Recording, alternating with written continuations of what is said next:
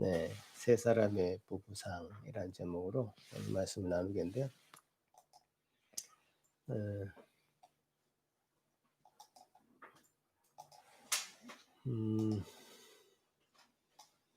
우리 에베소서 말씀 같이 계속 보고 있는데요. 그 성령으로 충만한 삶에 대해서 지난번에 말씀을 나눈 것 같습니다. 세 가지 특징이 있었습니다. 그 예배의 삶이 달라진다. 첫째로, 그죠? 예배의 삶이 달라지고, 그 다음에 예배 후에 이어지는 그 일주일의 삶, 즉 일상이 달라진다. 그리고 인간관계가 그 상하 관계가 아니라 서로 복종하는 관계로 새롭게 정립된다. 이렇게 말씀드렸습니다. 뭐가 문제가 있습니까? 저 마이크가 지금 꺼져 있는 거 아니에요? 잘 들리시죠? 예, 잘 들리시면 손 한번 이렇게. 예. 잘 들리시죠? 예, 잘 들린다고 합니다. 그러니까 이런 말씀들을 하는 거는 성령 충만한 모습이 어떤 일시적인 현상이 아니라고 설명하는 겁니다. 일시적인 현상. 그러니까 간혹 어떤 분들은 어떤 집회에 참여해서 뜨거운 감동을 받았고 성령으로 충만해진 것을 경험했다고 합니다. 그런데 그래서 그분은 일상의 삶을 어떤 내팽개치고 어쩌면 그 집회에 가서 성령 충만해지는 경험을 계속 받으려고 노력하는, 그것이 정말 성령 충만한 것인가, 이렇게 우리가 의문을 제시해 볼 수 있는 거죠.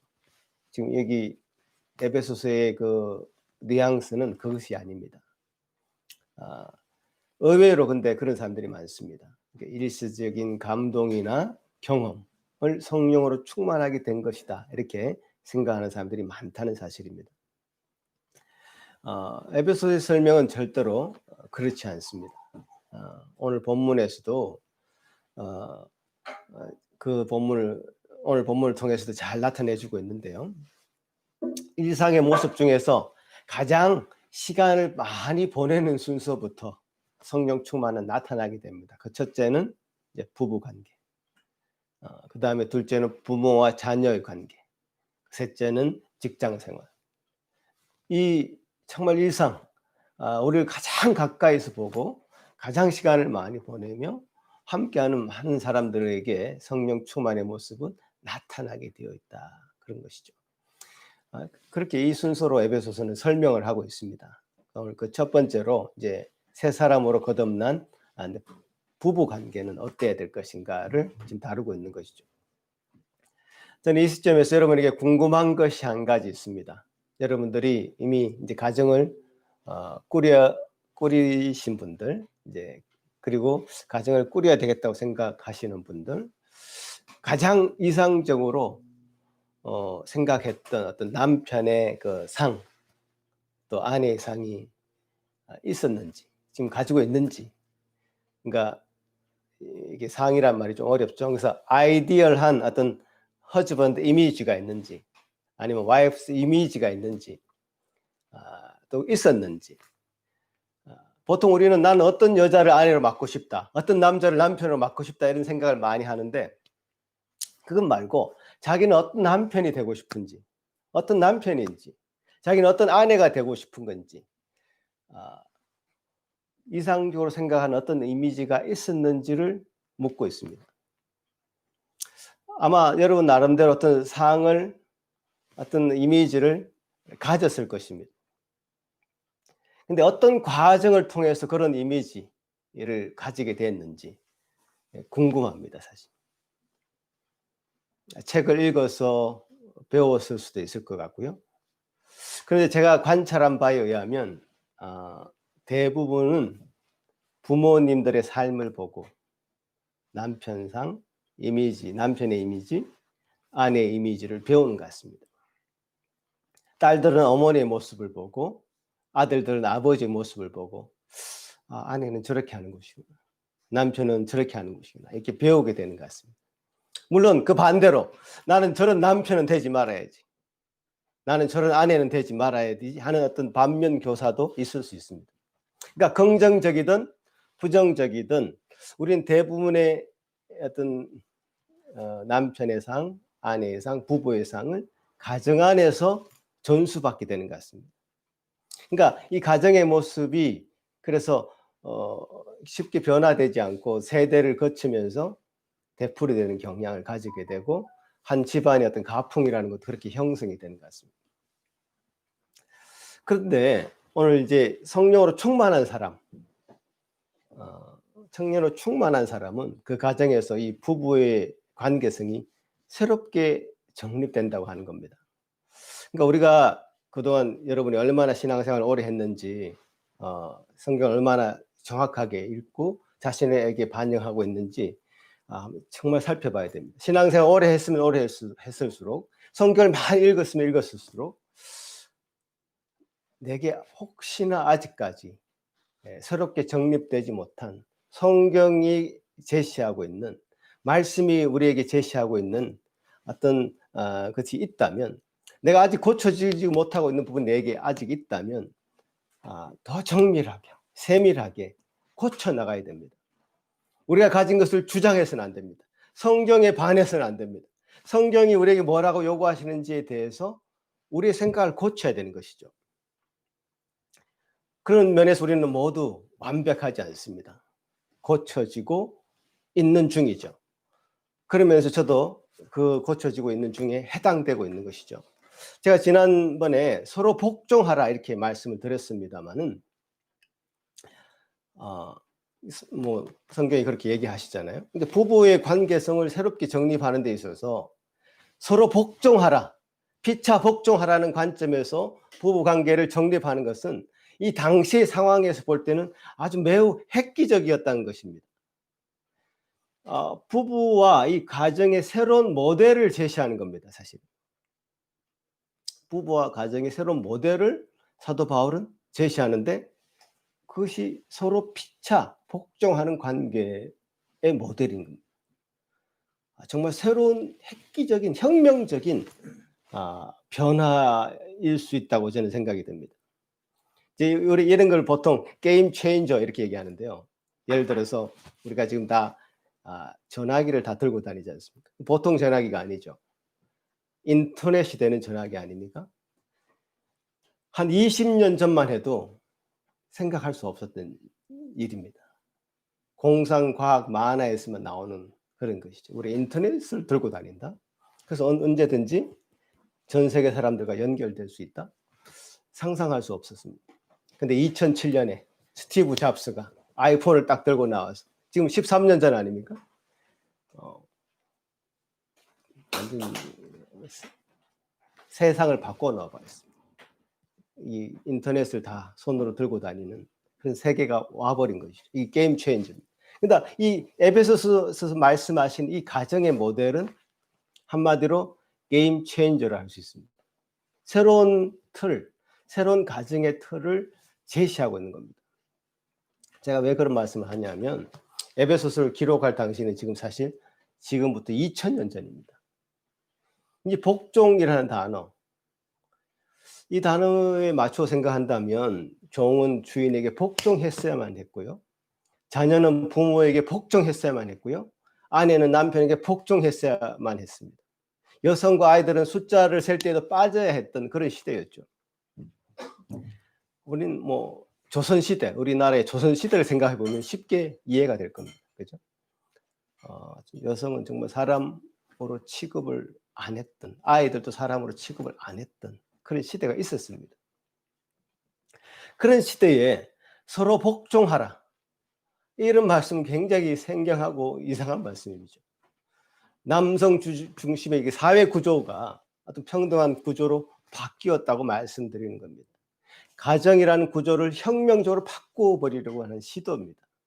당연히 거부하는 사람들이 많이 있었겠고요. 이게 문화적으로 다 받아들이지 못해서 이게 문화 지체 현상이 일어났죠. 그러니까 제가 지난번에 말씀드렸던 이 피차 복종하라, 서로 복종하라, 이 큰 명제 속에서 오늘 본문을 들어가야지 이 본문이 이해가 됩니다. 오늘 본문 한번 들어가 볼까요? 첫째는 아내에게 이렇게 말씀하십니다. 아내는 남편에게 복종하기를 좇게 하듯 하라. 자, 오늘 여기 계시는 모든 아내들, 제가 묻겠습니다. 이 말씀에 아멘 하시겠습니까? 아멘 하시겠습니까? 아멘 하시기 힘드십니까? 왜 그렇죠? 여러 가지 이유가 있을 것 같습니다. 아니, 너무 이 남성 위주가 아니냐, 이 바로 반박할 수 있을 것 같습니다. 제가 이제 설명을 드리겠습니다. 성경적으로 우리 생각을 바꿔야 된다고 다시 말씀드립니다. 복종이라는 단어, 사실 너무나 많이 왜곡되고 오해되어 왔습니다. 아니, 내가 남편의 말에 무조건 복종해야 돼? 이게 내가 뭐 하인이야 종이야 뭐야, 하인이나 종 때문에, 종이기 때문에 복종하는 게 아닙니다. 복종이란 말이 지금 왜곡됐다는 말이죠. 우리가 삼위일체 하나님이신 예수님께서 하나님의 뜻에 순종하셔서, 복종하셔서 기꺼이 십자가를 지신 겁니다. 그 삼위일체 하나님은 서로 상의를 하는 관계죠. 서로 복종하는 관계입니다. 다만 예수님께서 감당하셔야 될 일이 그 일이기 때문에 십자가로 가신 겁니다. 그분이 맡으신 역할을 감당하시기 위하여 순종하신 겁니다. 그러니까 피차 복종하는 구조, 서로 복종하는 구조에서 이 본문을 보지 않으면 매우 오해할 수 있는 본문이죠. 사실 이 본문은 아내에게 복종하라는, 그래서 부담을 주는 본문이 아니라 남편에게 훨씬 더 많은 책임감과 거룩한 부담을 주는 그런 본문입니다. 교회의 머리이신 우리 주님과 이 남편을 동급으로 놓고 있지 않습니까? 아내가 남편의 말에 절대 복종하게 된다고 생각해 보십시오. 남편이 우리 주님과 같은 수준이 되지 않으면 이 구조는 성립조차 할 수 없게 되는 겁니다. 그죠? 남편에게 복종하라 하는 이 성경의 요구를 보고 어떤 남편들은 이 구절들을 아내에게 들이대면서 이제 뭐라고 말씀하고 싶죠? 요즘 내 말을 잘 안 듣는 것 같아요. 이런 말을 하고 싶습니까? 그렇다면 이 성경이 그럼 아내를 어부즈하는, 아내를 부당하게 대우하는 것을 이 성경이 지지한다는 것인데 그게 합당하다고 생각하십니까? 절대 그렇지 않습니다. 남편이 술 먹고 노름에 빠져서 가정을 내팽개치고 집에 와서 아내를 때리는 그런 집안이 얼마나 많았습니까? 우리 부모님 세대 때만 해도 한 집 걸러 한 집씩 뭐 이런 남편들이 있었던 것 같습니다. 집에 가면 뭐 살림 부서지는 소리가 많이 들렸으니까요. 집 주변에서. 제가 몽골에 갔더니 남편이 대부분 한량들입니다. 먹고 놀고 하는 일에만 빠져가지고 집에 돈을 벌어주지 않습니다. 그러니까 누가 이 돈을 봅니까? 아내들이 돈 벌러 나가는 겁니다. 그러니까 아내들이 부지런하고 똑똑합니다. 가정을 살려야 되니까요. 이렇게 되면 가정의 주도권이 누구에게 가게 되겠습니까? 아내에게 가게 되죠. 자녀들이 누구 말을 들을 것 같습니까? 자기에게 용돈을 주는 엄마 말을 듣게 되는 겁니다. 그 남편이 남편 노릇을 못하고 살면 아내가 남편에게 복종하는 구조는 성립조차 할 수 없는 겁니다. 한 가정의 이제 머리로서 그 가정의 경제와 신앙을 책임지는 남편이 전제 조건이 될 때에 아내는 아내로서 기꺼이 복종하는 역할을 할 수 있는 겁니다. 여러분, 이제 페미니즘이라 해서 여성 해방 운동하는 분들이 있습니다. 그러니까 여성을 피차 복종하는 관계, 즉 이제 상의하는 그런 관계가 아니라 억압하는 대상으로만 우리 인류는 대해 왔습니다, 그동안.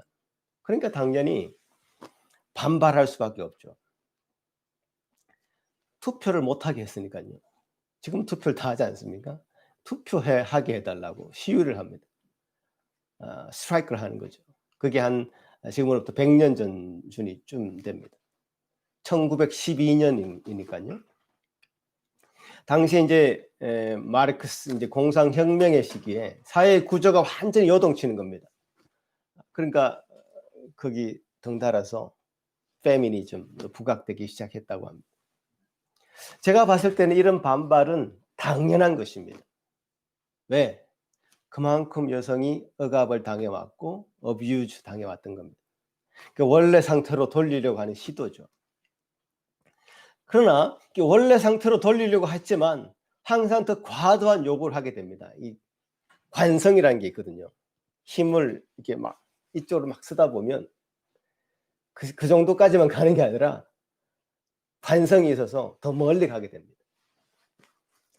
그러니까 남성 위주로 돌아가던 사회 구조에 대한 반발심이 이제 감정적이 되고 그래서 혐오하게 되고 또 그 반대 거꾸로 또 남성들은 또 여성들을 혐오하게 되고 뭐 이런 부작용들이 이제 많이 생기고 있습니다. 종종 뉴스에서 여성 혹은 남성 혐오 범죄가 발생하는 것을 보게 됩니다. 저는 이 모든 것의 책임이 가정의 구조를 바로 세우지 못했던 남성에게 있다고 말하고 싶습니다. 남편 여러분 이제 불만이십니까? 제가 지금 아내들에게 인기 발언을 하는 것이 아닙니다. 저는 사실 아버지가 일찍 돌아가셨기 때문에 이상적인 남편상을 보고 자라지 못했습니다.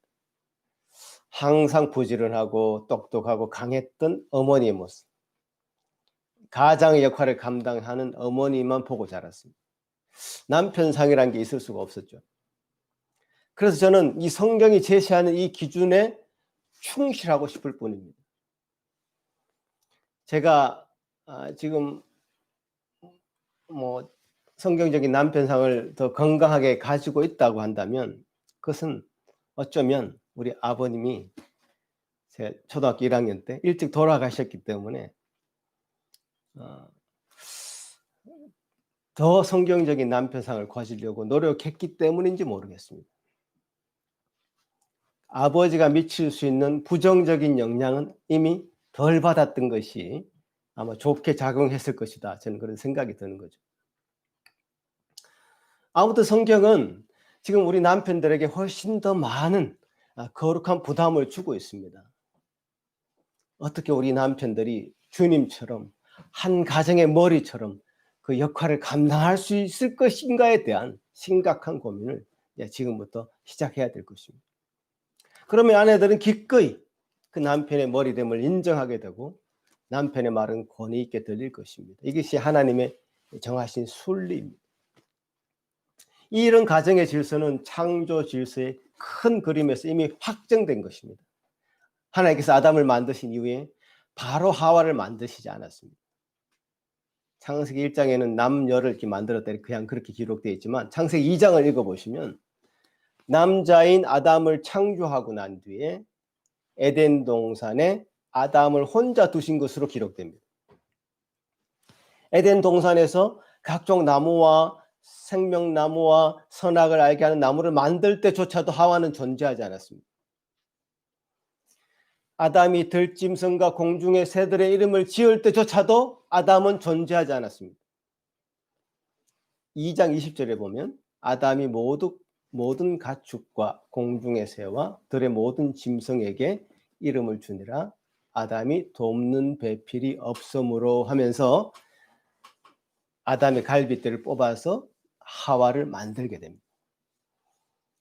아담은 흙으로 만든 것으로 되어 있고 하와는 아담의 갈빗대를 뽑아서 만들게 된 것. 이게 창조 질서입니다. 하와는 아담에게서 나온 것이죠. 그래서 아담은 하와에게 내 뼈 중에 뼈요 살 중에 살이라 라고 노래하게 되는 겁니다. 이게 성경이 바라보는 어떤 남녀의 위치입니다. 이 성경의 관점에서 맞서지 말라니까요. 자 보십시오. 이 창세 시기에도 하나님은 이 남자에게 그 가정에 대한 책임을 아주 분명히 하고 있습니다. 사실 하와가 선악과를 먼저 따먹지 않습니까? 근데 하나님은 하와를 먼저 찾지 않습니다. 아담을 찾습니다. 가정에 대한 책임은 그 가장인 그 가정의 가장이 남편이 지는 겁니다. 가정이 뭔가 잘못되면 남편이 전적으로 책임져야 되는 겁니다. 그 남편은 자기가 머리라고 주장하는 것이 아니죠. 그건 주어진 것일 뿐이죠. 어떤 것을 해서 획득한 것이 아닙니다. 창조 질서 속에서 남편이 그 자리에 서게 된 겁니다. 내가 머리라 이렇게 주장하는 것이 아니라 내 그 자리에서 그 역할을 감당해야 되는 어떤 거룩한 책임만이 있는 것이죠. 군림하는 자리가 아니죠. 그러니까 아내가 남편을 무조건적으로 복종하라 이런 말씀이 아닙니다. 그러니까 다만 남편의 머리됨을 인정하라는 것이죠. 남편이 잘못하고 있는데도 아내가 그것을 지적하는 것을 두려워하라는 그런 뜻이 아닙니다. 머리됨의 자격을 갖출 수 있도록 아내가 남편을 도와줘야 된다는 겁니다. 아담을 돕는 배필로 하와를 만들었을 때에 하나님은 그저 하와를 보조적인 역할을 하는 자로 만든 것이 아닙니다. 돕는다는 말은 하나님께서 우리를 도우신다 할 때 그 단어와 같은 단어입니다. 하나님이 그냥 보조적인 역할을 하는 분은 아니지 않습니까? 도울 수 있다는 것은 더 지혜롭고 힘이 있을 때 가능합니다. 그러니까 여성들이 지혜롭게 남편이 머리가 될 수 있도록 도와야 한다는 것이 결론인 것이죠. 그럴 때에 아내는 남편의 머리됨을 인정하고 아내의 위치에서 남편에게 순종할 수 있게 되는 겁니다. 이 질서가 지금 많이 무너져서 사회가 참 어지러워지고 있는 것이죠. 이 질서를 먼저 세우는 것이 가장 우리 가정들에서 우선적으로 해야 될 일인 것이죠. 이 하나님이 세우신 질서에 우리 가정이 뭔가, 우리 부부가 뭔가 맞지 않는 부분이 있다고 한다면 지금 당장 오늘 이후로 이 부분에서 여러분 결론을 내시고 부부가 서로 이야기하시고 해결해야 될 것입니다. 자, 남편에게 또 말씀하십니다. 보시면 알겠지만 아내에게 요구하는 것보다 남편에게 요구하는 것이 훨씬 더 많고 구체적입니다. 분량상 훨씬 더 많습니다. 남편이 해야 하는 것은 마치 우리 주님이 교회를 사랑하신 것처럼 아내를 사랑해야 된다는 겁니다. 이 말씀은 예수님께서 교회를 위해 자기 목숨을 바친 것처럼 아내를 위해서 목숨을 바쳐야 한다는 말과 같습니다.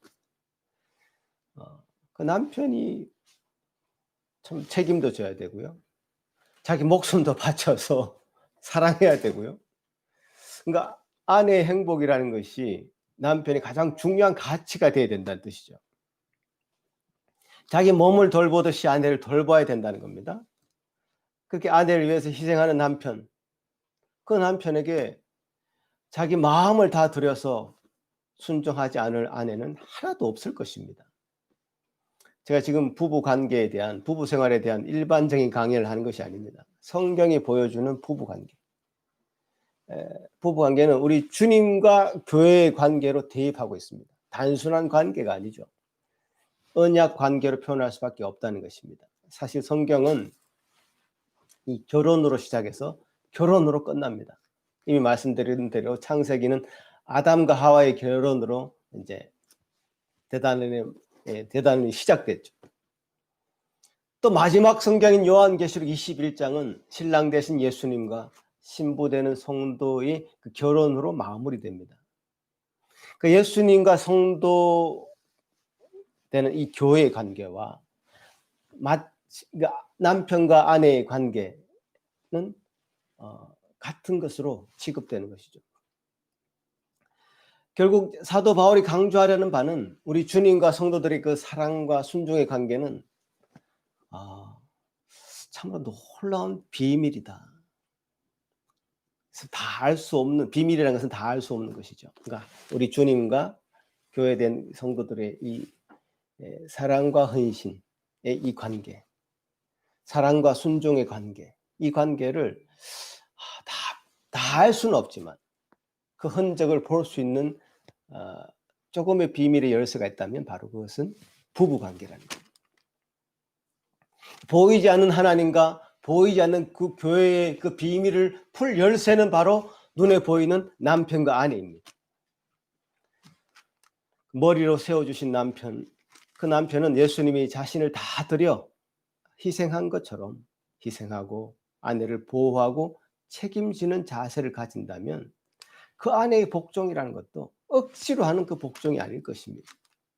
그러니까 성도들이 우리 주님께 복종하는 거, 순종하는 거, 마음에도 없는 복종을 하는 것이 아닙니다. 그죠?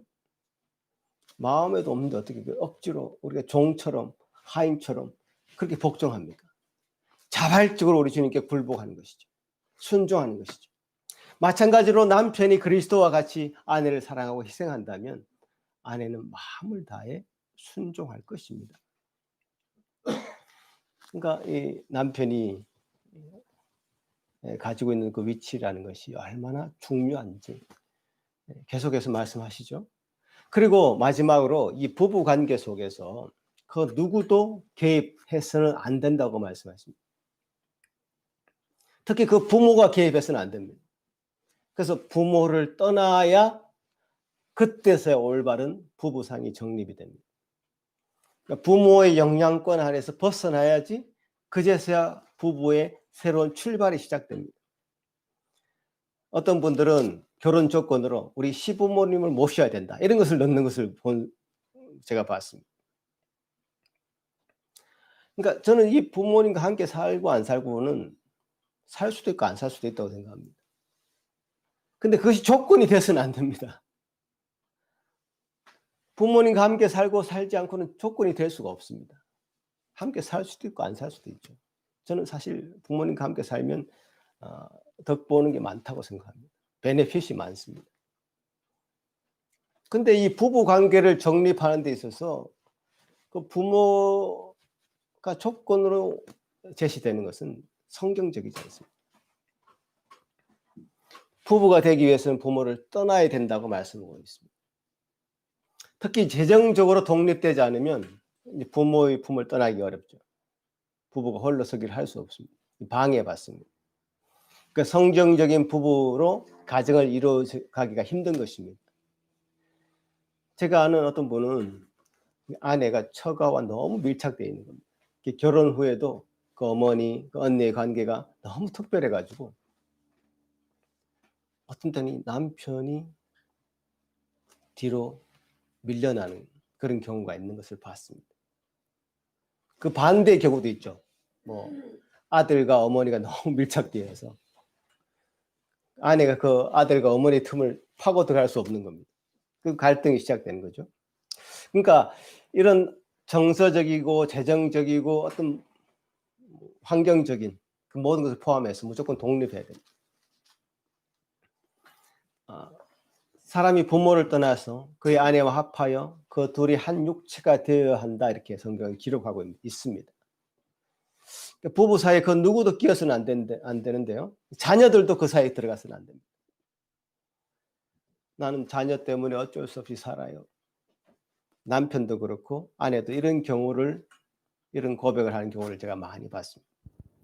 물론 이혼하는 것보다 나을 수는 있지만 부부 사이에 그 누구도 개입되어서는 안 됩니다. 그 누군가가 개입되는 순간 남편과 아내의 온전한 모습은 왜곡되게 되어 있습니다. 남편과의 관계를 유지하기 위해서 자녀를 이용하지 마십시오. 아내의 관계를 유지하기 위해서 자녀를 지렛대로 삼아서는 안 됩니다. 그냥 1대1로 만나셔야 됩니다. 해결하셔야 됩니다. 해결하려면 그동안 자기가 가지고 있었던 전통적인 아내상, 남편상을 버려야 됩니다. 혁명적으로 바꿔야 됩니다. 성경이 제시하는 그림으로 다시 시작해야 됩니다. 자, 남편을 주님처럼 대하십시오. 사도 바울은 고린도서에서는 어떻게까지 말씀하시냐면 믿지 않는 남편이라도 그렇게 대하라. 남편의 머리됨을 인정해야 되니까요. 남편은 한 아내의 머리이고 한 가정의 머리임을 인정하라는 겁니다. 대부분은 인정 안 하고 싶어 합니다. 남편이. 대부분의 남편이 자기가 머리됨을 인정 안 하고 싶어요. 아이러니하죠? 왜? 책임지기 싫으니까. 책임지는 자리에 안 가고 싶은 것이 인간의 본성입니다. 그 머리라는 것은 책임을 지고 아내와 가정을 위해서 희생하고 본이 되라는 것인데 이거 안 하고 싶은 겁니다. 그냥 머리니까 너 내 말 들어. 군림하고 싶은 것이지. 그래서 어부유주하고 싶은 것이지. 책임지는 자리에서 머리라는 것을 남편 스스로가 인정하지 않습니다. 남편이 스스로 인정 안 하는데 어떻게 아내가 인정하겠습니까? 그건 있을 수 없는 이야기죠. 우리 주님 제자들의 발을 씻기셨습니다. 우리 주님이 머리신데 행동은 종처럼 행동하신 것이죠. 머리가 군림하는 자리가 아니라는 것을 잘 보여주신 겁니다. 아내를 종처럼 부리라고 머리의 자리에 간 것이 아닙니다. 아담은 자기의 머리됨을 잘 발휘하지 못했습니다. 하와가 사탄의 게임에 빠지고 있을 때 옆에 멍하고 있었죠. 그 죄의 대가를 아담은 처절하게 치를 수밖에 없었습니다. 사실 오늘 이 본문은 남편들에게 굉장히 강력한 도전을 주는 말씀이고 눈을 번뜩 뜨게 하는 말씀이라고 생각합니다. 아내가 순종할 수 있는 조건을 남편들이 만들어야 된다는 거죠. 사실 오늘 이 말씀이 결혼식 때 주로 하는 주례사처럼 되었습니다만은 이왕 이렇게 된 김에 새로 결혼식을 하시죠, 여러분. 네. 새로 결혼한다 생각하시고 한번 따라해 주시면 좋겠습니다. 네. 지금 아내들이 먼저 한번 따라합시다.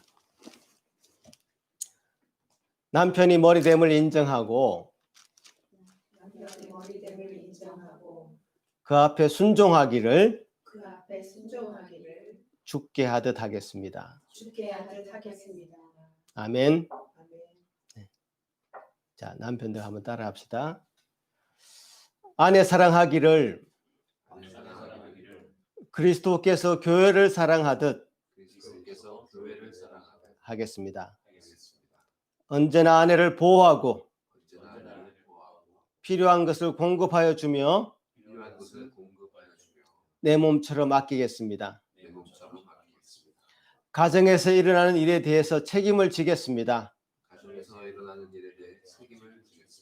그리고 우리 둘 사이에 그 누구도 개입시키지 않겠습니다.